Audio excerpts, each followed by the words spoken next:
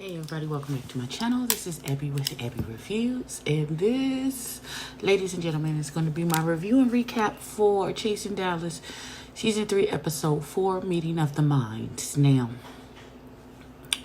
as you can see, I'm straight out of fucks to give, dams to care. So it's an all-natural state for me today, as later on I'm going to have to put on all of the things for a formal event that I have later on this evening. I got to put on a little shink-da-dink, a little skoom boom boom boom. So right now you just got fresh face auntie. So when we last left, there was a bunch of drama for no reasons, being catty and petty for no good foreseeable reason. And so I guess it's gonna be more of that. We'll see what happens. Okay, so it's the ugly sweater party. Bear with me, I'm in my grandma's sweater in my pajamas. Y'all just going to take it. And so George has invited everybody, including Reese. Everybody, the whole cast is there, even Eric James. And so George talking about, just because I invited you don't mean we're gonna kumbaya. I just want to see how fake and phony you are gonna be. So here's my thing. If you're a grown adult and you've been invited to an event by a person that you know y'all don't get with each other like that, it's not fake and phony to be cordial and not cause a scene at the event. It's called home training. That's not fake and phony. This is someone else's event. This is not mine. I'm not going to show my complete ass at this event.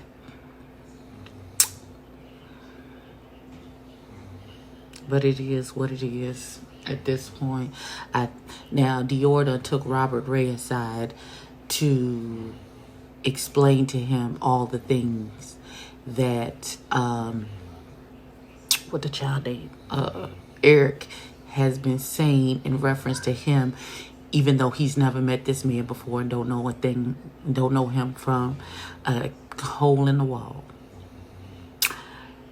And I believe we're gonna see Eric backpedaling pussy pop. So let's see, because I don't think he gonna return that same energy in Robert Ray's face.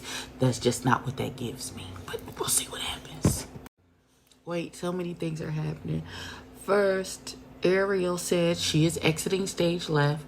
Ariel said that George brought Markel over to have a conversation with her after she done told them at apparently a previous other event, I don't want to talk to her. And so he brought her over for them to talk. And all of a sudden, she was like, and no, I'm leaving. Thank you so much. First of all, I came here to support you in the midst of the pressed panini. Everybody's blowing smoke. Nobody has masks on. So listen, it's my cue. This is the Lord tapping me on my shoulder, telling me that I should tap out of this whole situation. So I'm going to do that. So Reese was like, I thought me and Eric was in a good place. I went to speak to him. He act like he don't know who I am. So I'm going to address him. Robert Ray is like, Eric done moved over there. So Eric is trying to avoid the confrontation with Robert Ray because he done talked all this shit about this grown ass man that you don't know from a can of paint, and you don't want to confront anything that you said. But now Reese said, oh no, I'm gonna have to talk to Eric and possibly Carrie D at this point.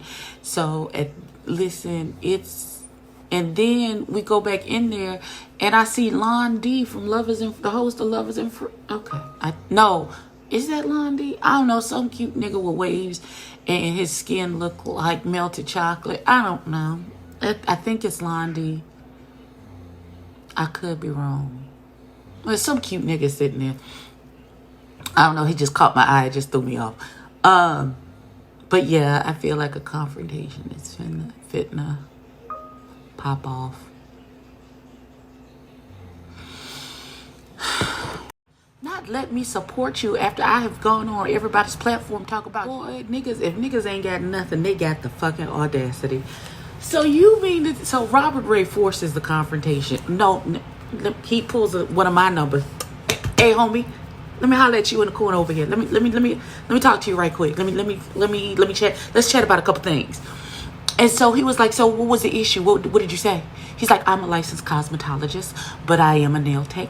Yes, and he was like, well, I just want. Oh, see, I like that. Let me support you. Like you wasn't going wherever somebody would talk to you on everybody's platform, talking about this man, talk about he was in prison, that's why he wasn't on the retreat and all. Now it's you got a business card, I want to support. Robert Ray has so much patience, because when that "let me support you" came out of his mouth, my fist would have been the next thing on the inside. I hate that. I hate that. If you're going to do all of those things, you're going to do the things and run your mouth and be big body bitch. Be big body bitch in my face. Say it to your face. Because anything that I say about you to anyone else, I'm going to say to your face. Because what you going to do? What you going to do? Because I'm down for whatever. You want to throw hands? My hands are ready to eat for everyone. It don't even matter. Come on, let's go. You want to talk shit? I can talk shit back to you. You gonna backpedal and pussy pop? I'm gonna look at you like you're crazy. Because I said it. And now what? But don't be big Billy badass talking all manners of crazy shit. But when I come to your face, you can't able to stand on whatever it is that you say. If you can say it to someone else, stand in your get hard and say it to the person's face, and then take the consequences with whatever there's freedom of speech. You can say whatever you want, but what there is not is freedom of consequences, and there's consequences to everything you do. And sometimes the consequences is getting your ass rocked because you reckless at the mouth.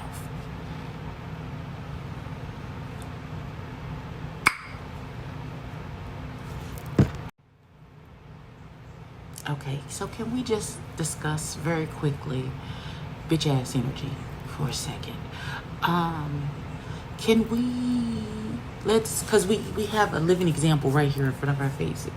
So when Robert Ray, with this strong big dick, I'll knock your ass out energy, confronted Eric James about all the bullshit that he's been talking about on this man's name without knowing him, backpedaling and pussy popping. However, when it came to Reese, that's when you decided that you big Billy badass, because I feel like you think you can take Reese, because Reese currently has this beautiful pompadour and a full face beat, and you feel like he's too effeminate and you gonna knock his ass out and you can say anything that you want to him.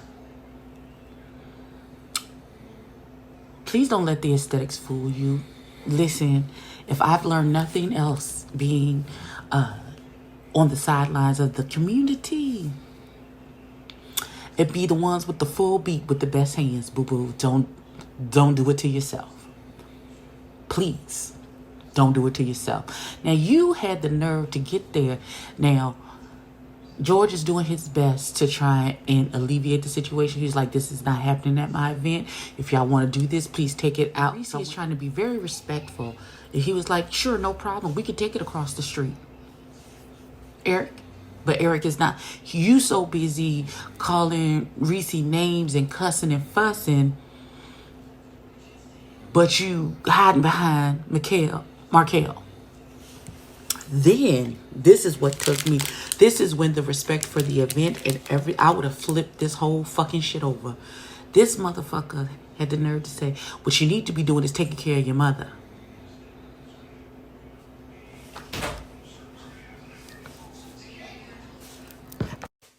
Let me be very clear. There's very few things that are an instant trigger for me, but my mama is one of them.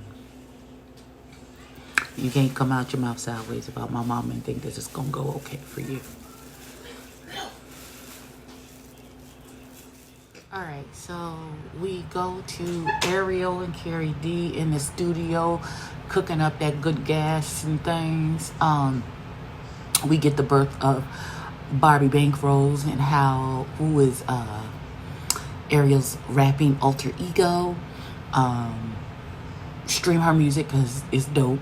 They have a little conversation about what happened at the Christmas party.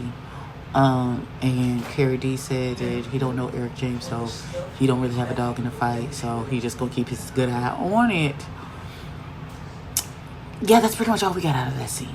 But Barbie Bankrolls, go stream her music.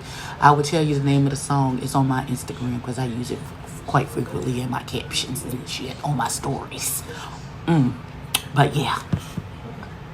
Okay, so we have a Bonnie Van Sims assessment for the last episode. She did her assessment. It's very middle of the road. She touched on pretty much almost everybody. In the shady episode. Meh. So we then move on to Dior having lunch with his best friend and business partner in the salon. Them talking about renovations and decor and how they want their space to look, and having a sip and see. But before they do that, when everything is done, having a sip and see. But before that, maybe doing a little sneak peek kind of casual event. Just to let everybody see what they're working on and how it's progressing and all that good stuff. So, we love to see it. Love to see it. Wait a minute. I almost forgot. In all of the minutiae of all of the la and foolishness going on, shout out to Boo Boo Jeremy Copeland from Chasing LA. Making guest appearances at several events while he's in Dallas. We love to see it. We'd love to see it. And so they're at a club, Area 111, where it's a booking for Ariel, where she is going to be, I guess, the house act every Sunday. And so she's doing rehearsals with her dancers, and there's choreography. Jeremy is a professional. He's a professional. He get paid to do this. Choreographer, and he's like, okay, Miss Ariel, I see you. Of course, the whole family is there. James, Trey, Dior. I think Robert Ray is there too. They all came to support the doll. We love to see it. We really, really love to see it. So the family is having a conversation. Well, first, Ariel thanks everybody for coming out to support her. She really appreciates it. But then they have a conversation about the party and the aftermath and what Ariel missed when she left the party, and about how Markel said it was like he never said that, and Carrie D was drunk and made up a story, and apparently now Carrie D is the bone carrier and the messy one. Then they start talking about Eric, and Eric's new name for them within the group is Bufanda, and how he was talking crazy out the side of his neck to Reese, and talking about his mama and stuff, and the foolishness and the shenanigans. And then we went to commercial break. We 41 minutes in. And it's still 30 minutes left. Jesus fix it. Okay. Bear with me one. Ranicia, what is this? You know I love you. I really do. I feel like you was trying to audition for a Lil Nas X video. That's what this look gives me. Okay. Guess we eating Baka Big Bookies. Okay, whatever. Alright, so Reese goes to this place called the Weed Shop, owned by a lovely young lady named April. She's a nurse. It is a CBD, hemp, anything related to the ganja. And so they have a conversation about black business owners and the weed industry, and how people are still serving time for weed charges when weed is being made legal all over the country and things of that nature. And then they go into, once they kumbaya out with this lovely black business owner, going to be the event space for the Lemon Squeakies, they get into a conversation about how Bufanda is is on Facebook saying crazy stuff. Once again, referencing Reese G's mama doing the most. But now Reese is going to have a sit down between Trey Howard. Trey Howard is facilitating a sit down between Carrie D and Reese and Markel and Ariel. And Dior wants it to be known. Let it be known. Let them know that Markel said that Carrie D was drunk and made up the story on him and lied on him. So we gonna see how this goes. Once again, shout out to Jeremy Copeland for being in the mix. It was going so well, right? We at the magical meeting, sit down meeting between Carrie, Raquel, Reese, and Ariel. And first, if Reese has been saying from the jump, I'm not talking to Markel. I don't want to have a conversation. I'm not speaking to him. This is not the place, even though it's a sit down to hash out all of your issues. It's still not the time and place for him. He feels it's too big, it's too wide, it's too much, it's too deep for him to, I guess, however, he feels like it needs to be with him and Markel. It's too much water under the bridge, I guess, for him to be able to cross. So he's there just to try and mend it, whatever, with Carrie D. They have a convoluted conversation between the two of them.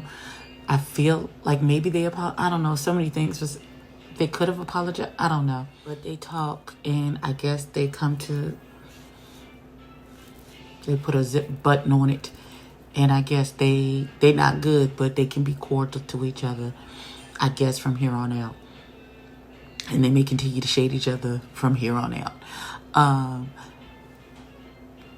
Ariel and Markel have a conversation, and they come to some consensus about what it is that happened. You know, he never said that she was a bone carrier, and apparently he took too long because he was feeling some type of way to reach out to her and squash the whole situation. But they talked it out, and they seemed good. Then Trey Howard tried to build a bridge between Markel and Reese. Markel was willing to have the conversation or start the conversation.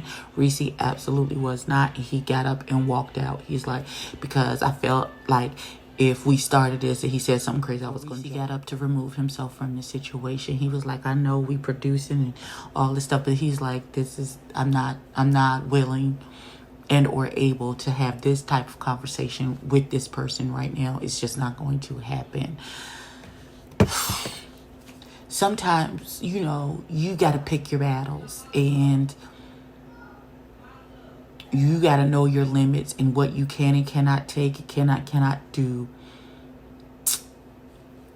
And sometimes you just get the better part of valor is to be like, this I cannot do, and walk away, because you know that nothing effective is going to happen from that communication.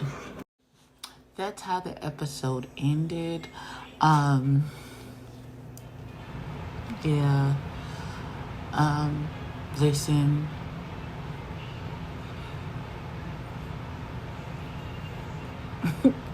Listen. I'm just gonna leave y'all with this. Learn which hills you're willing to die on. Learn to pick your battles, and learn that the better part of valor sometimes is you walking away from a situation. And that's all I got. Y'all, please like, comment, and subscribe. Tell a friend to tell a kin. And I'll catch y'all in the next one. Peace.